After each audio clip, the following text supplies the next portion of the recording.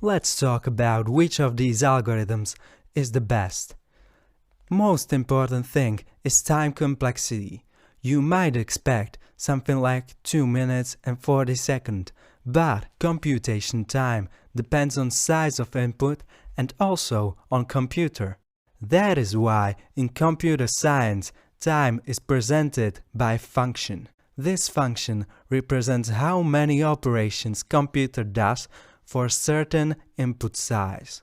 But for simplicity, we have something called big O notation.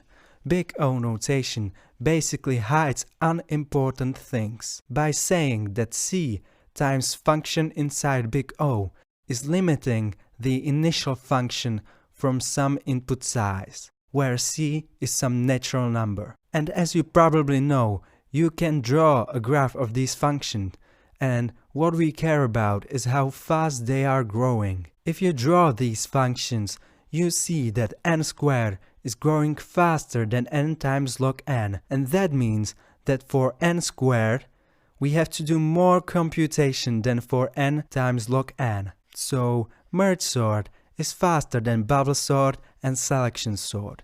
And also, worst case of merge sort is faster than worst case of quicksort. But when we are talking about the average case, the quicksort is faster. Why?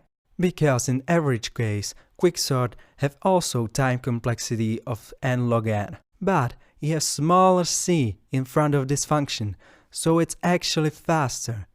And because of that, quicksort is most commonly used sorting algorithm. Other thing we care about is the space complexity. That means how much space in memory we need to sort the array. Once again, we use the length of our array as n. And the only algorithm that needs additional space is merge sort. Why? Because when we are merging two arrays, there has to be created a new one as an output.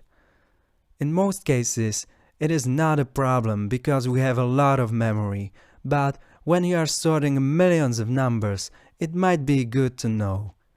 The next row is basically redundant because it interprets if the array is sorted without creation of new one.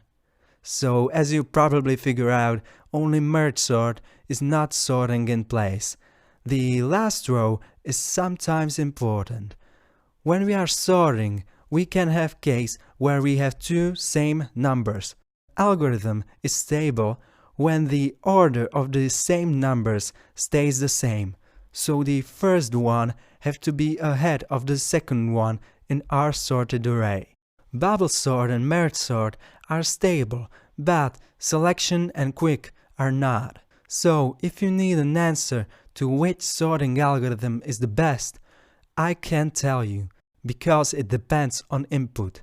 Selection sort might be faster than quicksort for small arrays. Also, you might want to think about space complexity and whether the algorithm is stable or not. So, the best way to find out is to get some data and do some tests and see which one is faster. In most cases, quicksort will be the best choice.